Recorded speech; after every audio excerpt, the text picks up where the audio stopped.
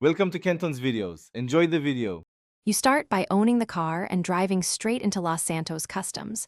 Once there, make sure you have enough GTA dollar and a safe spot to park.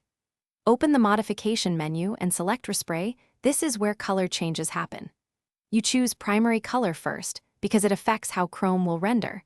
Once chosen, you'll move to paint finish options. Begin now and follow the menus deliberately so you don't waste money on wrong presets.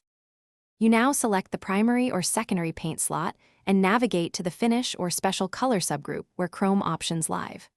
Once done, cycle through metallic and special finishes until you find the Chrome variants. Some cars show it as Chrome or under a reflective metallic label. Make sure to preview the car in different lighting inside the shop.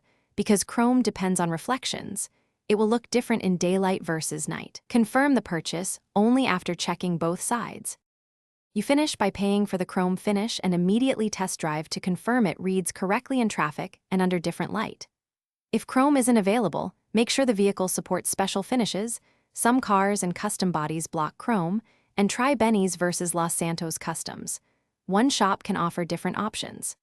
If menus glitch or Chrome doesn't show, restart the game or clear platform cache and retry. That usually fixes missing paint choices. Thanks for watching. Consider subscribing if we helped you.